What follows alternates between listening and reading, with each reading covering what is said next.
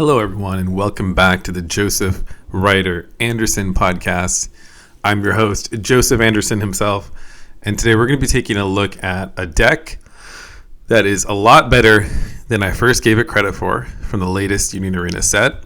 This might be the last podcast episode other than the Rare Battle one that we're going to be talking about Sword Art Online for a bit because we do have Bleach coming up. And speaking of which, Bleach, last episode, if you were following that, I just wanted to cover that real quick before we get into our main topic of the day, which is the Mother's Rosario Sword Art Online deck. But talking about Bleach, I do realize I said something that might have been a little misleading last podcast episode where I was talking about the 4-cost Ichigo. I just wanted to point out that he only gains impact when you have a certain number of Squad 0 characters. So for the most part, if you're running a straight Ichigo build, he's mostly just a damage to nullify impact character. And in the Squad 0 deck, that's when you're going to get added impact and the damage too. So he's actually even stronger in the Squad 0 deck. So something to keep in mind if you're really wanting to lean into that new Ichigo, the Squad 0 deck is probably the way to go. But putting that aside, we're going to be talking about Mother's Rosario. And my thoughts after quite a bit of testing. This deck plays a lot differently than I would have thought it would, but also in a very positive way, it plays differently. And this deck does have some competitive potential now with an asterisk. I will talk about that in a bit, but I also think that this deck is a great one to invest in because when Volume 2 comes out, it's going to be significantly stronger, looking at some of the cards that we get access to in that set. So we're going to go through it all.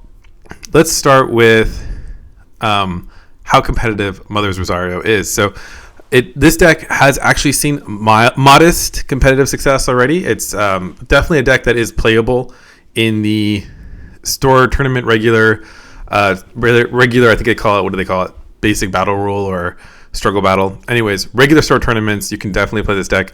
I think though where this deck's going to shine even more, however, is in the Sword Art Online Rare Battle format. This deck is going to be definitely a contender and one you should consider taking with you to your Sword Art Online Rare Battle. And we're going to talk about that a bit more. First, let's go over my initial feelings about the Mother's Rosario deck. I theoretically thought this deck was interesting before it came out, but when it came to actually building the decks via the deck building tools, when I was looking through it, I was a little bit taken aback by its lack of removal. To me, whenever I see lack of removal in a deck, it really signifies it's probably more of a B tier deck. However, as I've tested this deck, I've found that it has some really powerful plays that definitely make up for that lack of removal.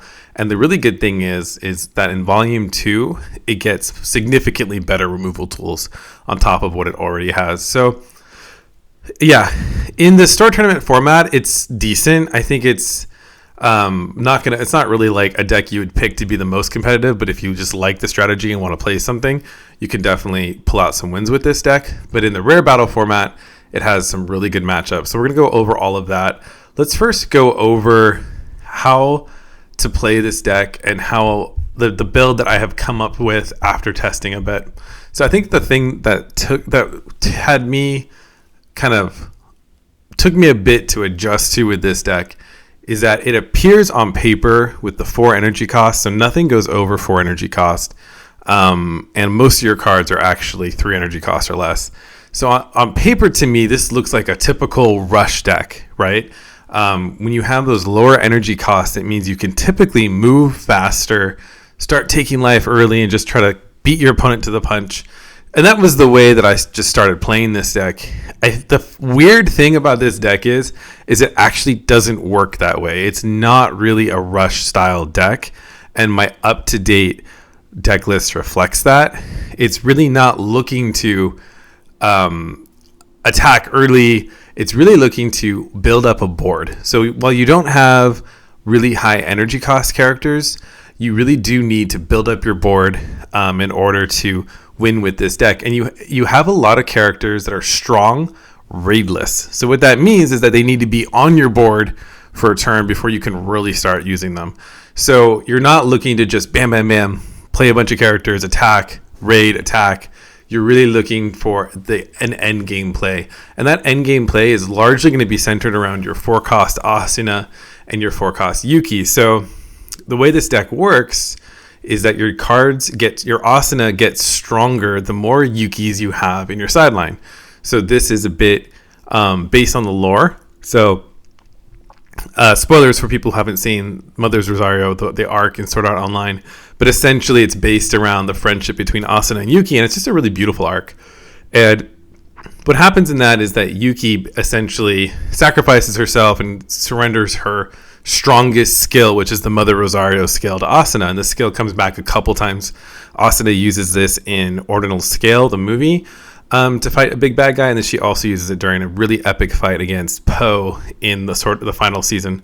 So this deck works just like that. So the way you power up Asuna is by getting Yuuki and Mother's Rosario, which is the special, by getting those cards into your sideline. So because of that, you're running a lot of Yukis, including the 2-cost Yuuki. This is something I played around with a bit. One thing to note about this deck is it does run a higher than usual trigger list count. So a usual trigger list count is 8. That's like a really good standard trigger list count. Some decks can get beneath that and run like 4. Trigger list cards in some decks have to run a few more. 12 is a bit above that 8 kind of benchmark number, but it's not so much that it really slows this deck down. And the nice thing is when Volume 2 comes out, you do get a bunch of trigger cards to replace the triggerless ones in this deck. But I have found after trying to replace some of these triggerless ones, I really don't think it's a good idea to try to replace these cards. So the 3 triggerless cards you run a 4 count of are the 2-cost Yuuki, the 3-cost Silica, and the 3-cost Asuna. And really each one of those are completely vital to your strategy. So the Yuuki is just another named character that you can use to fuel your sideline and power up your Asuna. The Silica is really effective because of the 2 energy gen. She's the only 2 energy gen character this deck has, so you really need that. And also she's got this win play filtering ability that lets you look at the top 2 cards of your deck and effectively sideline one or the other. You can sideline both. You can keep them both top of your deck, put them back in any order you want. It's just a really effective card for this deck that needs Yuki's in the sideline. And then the 3-cost Asuna in some ways is one of your strongest cards. So it's up there. This 3-cost Asuna is only 3 costs, so she's easy to play. But if you have the right number of cards named cards in your sideline, she boosts to a 4K character with impact. So she's a really powerful late game closer. You're going to want to prioritize getting a bunch of her on the board. So that is kind of where it stands right now. You could probably shave off 1 or 2 of those and try something different. But really those 3 characters are so core to your deck that you need to make room for them. And that does mean having a higher trigger list count. But that being said, you do also have some really solid triggers in this deck. You have a combined total of 8 active triggers, which really helps this deck out. So it's not the end of the world. Another thing too that was interesting, this one took me a bit of testing to figure out, because again, I was looking for more of that rush style play where you get in, try to take life early. But what I found is this deck really works well with just running. Currently where it's at, Volume 2, we're going to get a card that's going to help a lot. We'll talk about it in a bit. But where the deck's at now, it really just needs the Yuuki 0-cost character and the Asuna 0-cost character. Those are the only zeros you need. So you're really not going to be rushing things down, because you're going to be playing that 0-cost character and then using that to build the rest of your line. But because you run 8 1-cost characters, this is possible, and the bricking does not brick very often. It's actually very reliable to build up your energy line with just having the 8 0-cost characters. So I tested this a bit to see if that was true, and it does work. So be not afraid. You really don't have any other 0-cost character that works well in this deck. I think the only one that would be a good fit would be the 0-cost Lifa, but she's another triggerless. So really just having these 2 0-cost characters is the way to go. You do have a very solid 1-cost Asuna. She's a 2500 BP for a 1-cost, which is really strong. So you can use her to block up on the front line early, or you can just promote her and take some early attacks. And then she's got the active trigger, which is a huge reason to include her. This is going to combo really well with your double blocker, who we'll get to in a moment. But she's a great character to attack with, to raid onto, or to block with. Just a really solid 1-cost character. And then the other 1-cost character you have is very vital to this deck strategy, and that's the Yui. So she's not much of an attacker with only 1500 BP, But she does let you search the top 3 cards of your deck for an ALO character. So that's any character in this deck. So you can essentially just pull any character you want from the top 3. And a really effective way to use this is you can pull a Yuuki and then just sideline the Yuuki, because you do have to sideline one after choosing one. So if you find a Yuuki there, just sideline it and you are fueling your sideline further. It's a great way to get more Yukis into your sideline. Moving on, so we've already talked about the 2-cost Yuuki, the 3-cost Silica, and the 3-cost Asuna. So let's move on to the 3-cost Klein. I missed this guy in my original deck building before the set came out when I was building on the apps. This 3-cost Klein is really effective, especially in the rare battle format. So he's got the double block, and he can easily be boosted. 3,500 on a double block, just right off the bat, is already pretty good. That makes him really good at blocking like little chump attackers, but he can easily be boosted to block even more. So you have a couple ways to do this. The most reliable is the Yuuki, the 2-cost Yuuki. So if you get her onto the field with Klein, take a hit with her, she gets sidelined, which helps hit your win condition a little easier. You then can give 1,000 BP to any character on the field. So if you have Klein on the field, he'll boost to 4,500, and then you can just block whatever. It's a really easy way to keep yourself alive longer. Remember, this deck is playing for a late game. So you're trying to deflect as many of your opponent's attacks, trying to keep yourself alive until you have fully powered up Asuna and have a really solid built up board. So that's Klein is really effective with that strategy. I would run more of him if I could. I just can't really find more room. I'd love to run like 4 of him, because he's so effective, but I think probably 4 is going to be pushing it. Some of these other cards are so vital, but he is really effective. What you'll find will happen as you play is people will figure out how effective he is, and they'll look to sideline him with a special or with a character removal when possible. And while that's kind of annoying, it also just makes it so that's one more thing your opponent has to do and one less thing they do to get ahead. So he also just acts as like a high value target to be taken out. And it doesn't hurt you much by having him being taken out really, but your opponent will want to get rid of that double block to try to rush you down. There's 3 cards remaining, and these are also very strong cards. We'll talk about the Yuuki. The 4-cost Yuuki is just a solid character. The only problem with her is she ends up just being a character that goes to the sideline pretty quickly. You do need to fuel up your sideline whenever possible with Yuukis. So I don't often have a full board of 4-cost Yuukis, but she is really good. She's got Nullify Impact, which is really handy to have in a 4-cost character with 4,000 BP. She's got the active trigger, which plays really well into your double block, and then she's got a win attacking that lets you draw 1 sideline 1. So Yuuki, 4-cost Yuuki is a really powerful card, but a lot of times she ends up getting added to your sideline before you can use her. And then we have 2 action cost Yuuki, who is really phenomenal. When I read her, I was like, man, I wish that I could use this in another deck because this card is so good. But Mother's Rosario ends up being good enough that it's cool to run her, and she complements the strategy really well. She comes in active, so you can kind of think of her as like a raid character in a way, because you don't. But instead of having to play down a character as a target, you can just play her straight up. She comes in active. She lets you draw 2, sideline 1. So this is a great way to see more cards, but also to sideline a Yuuki, further fuel that sideline with Yukis.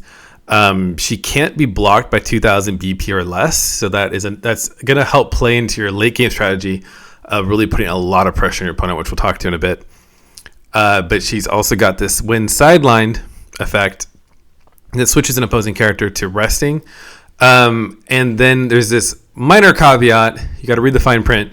She does get sidelined at the start of your turn, so that is a bit of a bummer. But it does play into your deck strategy of getting more Yukis in your sideline. So it's not the end of the world. But she is more of an offensive character than a defensive one. So I've tested her out using her defensively. Most of the time, you don't want to take a hit with her to rest an opponent's character unless you really need to do so to stay ahead. So she can be used defensively, but optimally, you're going to be using her to strategically rest opposing characters to help fuel your end game goal, which is to just have a couple turns of a lot of really powerful pressure-filled attacks via Asuna mostly. So you're going to mostly want to use her when sideline on your turn, keep her alive a turn, and then use her when sideline to rest an opposing character, which will make it easier for you to break through once you're ready. So what does that mean? To understand what that means, we really have to look a bit more closely at the 4-cost Asuna. She is what this deck's all about, and she's so strong that I've actually considered running a two action cost Lisbeth. So she's a character that has 200 gen and lets you bring back a character. So if you're looking to add her, think about it. I would probably drop a Silica. In this list, I just like the Silica so much that I'm not running it. And the 2 action cost, because you have that 4-2 AP costs, Yuuki's, it's a little hard to get the Lisbeth off. But all of that to say, Asuna is super vital. So you want to prioritize playing her at the end. Your game's going to go a lot better if you don't play her until you have the right number of cards in your sideline. Mother's Rosario, Yuuki cards in your sideline. She's really what this deck is all about. And what the benchmarks to look for are basically 4, 6, and 8. So at 4, I really would not play her until you have at least 4 named cards in your sideline, because at least when you attack with her, you're going to be able to draw a card, so you get some value off of her. But it's not until you have 6 of these named cards in your sideline that she gets really strong. So she boosts to 5,000 BP during your turn and gains damage too. So that's going to put a lot of pressure on your opponent to have to block, or if they take it, it's going to help whittle away your opponent's life. And it's at 8 where she becomes really powerful. Now all of a sudden your opponent cannot block her with a 3,000 BP character or less. So you can use Yuuki to manipulate this a bit, right? So let's say your opponent has a board with like one 4,000 BP character and the rest are smaller guys. Use Yuuki to rest that 4,000 BP character, and now they can't block that damage 2 hit. Another way too, again, maybe you want to get rid of one of their 4,000 BP characters, so rest a weaker character, and then they're forced to block with that 4,000 BP character. So it ends up, it's a very strategic play, but what you're looking to do is you're looking to have a couple of the 3-cost Asunas on your board. End of game, raid an Asuna or 2, and then put a ton of pressure on your opponent this way. Make it so they can only block with their stronger characters. And then you can even further this strategy by having the Yuuki, the 2 action cost Yuuki, who can't be blocked by 2,000 BP or less. So what ends up happening is you have a full board of characters that are difficult to block. And it's actually a really powerful combo, but it's a late game combo. So if you go and raid all of your Asunas early just to take some cheap hits against your opponent, then she gets removed really easily. It's going to be a lot harder to win. You're really building up to that end of gameplay to do a lot of damage at once. So let's talk a bit about the matchups. I think we'll skip, for the most part, the store tournament matchups. We'll talk specifically about the rare battle format and how this deck does. And I think in the rare battle format, this is definitely a deck to watch. It has some really decent matchups. I've won actually in a tournament with this deck against Goddesses. It's not easy to do, but because you're both playing towards a stronger end game, you don't have to worry too much unless your opponent's playing a more rush build. You don't have to worry too much about the earlier game because there's not a whole lot they can do against your earlier game. You have plenty of time until your opponent gets down to that 4 life left. You have plenty of time to build up your board, get your Mother's Rosario and Yuuki cards in the sideline, and you can really use that Klein double block effectively against that deck. So against Goddesses, it's actually a surprisingly decent matchup. Also, because your opponent is having to get rid of their own life, putting that pressure from Asuna late game felt a lot more because they're going to most likely be at 4 or 2 life and be scrambling for their lives to try to stop her. And Goddesses doesn't have like a ton of strong characters. They've just got their critical ones, so it's going to hurt a lot if they're having to use those to block your attacks from Asuna. So it's a decent matchup against Goddesses. It has a really solid matchup against Integrity Knights. So the main problem with Integrity Knights is that deck can be built with a pretty strong early game rush, but their main advantage is that double attack Kirito, and you can use Klein to really nullify that double attack and just make that a lot less effective. Also, that removal, assuming you aren't playing your Asunas too early, your 4-cost Asunas, their removal is not going to hurt you that much because you can just build up a board of raidless attackers, so that removal doesn't hurt you as much as a deck where you're raiding early and often, and you can fall behind. You really want to just build up a full board of energy line and your front line of strong attackers and Yuuki characters too, right? Because you don't really mind taking hits with Yuuki and getting her sideline, because that's just going to further your strategy. So it's a decent matchup against Integrity Knights. Against the blue deck, blue Sword Art Online, as people have said, it's a deck that really just matters if they can get the combos off. So if they do get the multi-attack combos off, it's a little tough, but it's not a horrible matchup against blue.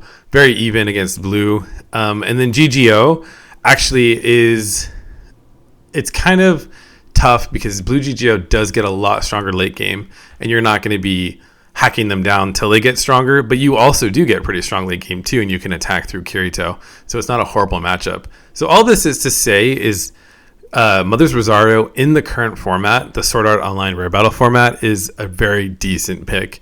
Definitely one that you could use, and a lot of people may not be used to playing against it since it's not uber popular, so it could definitely be a good dark horse pick for your Sword Art Online Rare Battle. Before we go, I just want to talk about a couple of cards that are coming up, because this deck, another reason to invest in this deck is because it does get a lot stronger once Volume 2 comes out. And there are a couple of cards I want to highlight that are just really strong once Volume 2 comes out. The first one is the zero cost Xenon. So right now, it just feels like this deck is missing a zero cost, and it is. It's missing the zero cost Xenon that's going to come out in Volume 2. And the zero cost Xenon is an ALO character, and she lets you on play look at the top 2 cards of your deck, place one ALO card among them to your outside area, and then place the rest on top of your deck. So she can essentially replace your three energy cost Xenon, and she has a trigger. She has a draw trigger, so that gets you more triggers in your deck, and she's essentially doing the same thing, but she just fits in a lot better being a zero cost character. So that's going to help a lot. The other one I want to talk about was the 2 cost Yuuki, because right now your 2 cost, she's okay because she does combo well with your Klein, but you're probably going to want to move away from that and play this two energy cost Yuuki, who's actually really strong, and she essentially is going to let you play you're going to sideline her and then play an Asuna with 3 energy costs or less, but plus 1,000 BP. So this, the best way to use this would be to combo this with your 3 energy cost Asuna, who has, like, you're going to basically make her a 5,000 BP character with impact, assuming you have the right number of Yuuki cards in your sideline. So that's going to, and she has a draw trigger. Oh no, she has an active trigger. So yet another active. So yeah, you might be, you're probably going to want to replace your 2 energy cost Yuuki with this one once the Volume 2 comes out. And you are going to lose that like 1,000 BP benefit to Klein, but if you still run the Klein in that set, you'll have more active triggers. So that's just really handy. And then finally, the strongest card I want to talk about that's coming to this deck strategy is the 4 energy cost Yuuki, and this is exactly what this deck needs to be much more in contention for top tier. And this is a raid character. She does get sidelined at the end of either your attack phase or your opponent's attack phase. So whenever she comes in, she's going to get sidelined later, to keep that in mind. But she does sideline a character with 4,000 BP or less. And when she's sidelined, you can play an Asuna character with 3 energy or less to your field. So she's just really powerful. You really feel her missing in the deck right now. Once we get that raid, this deck's going to be a lot more feasible. So I hope that helps give you an idea of how to play Mother's Rosario. I wanted to talk about it because it was a bit hard and tricky for me to figure out how to play this deck. So I'm assuming it's probably a bit tricky for a lot of people out there too.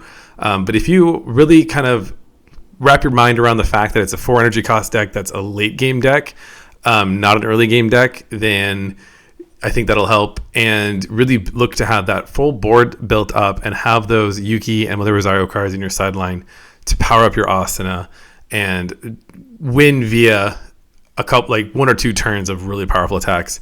You'll be a lot better off. So until next time, thanks for listening.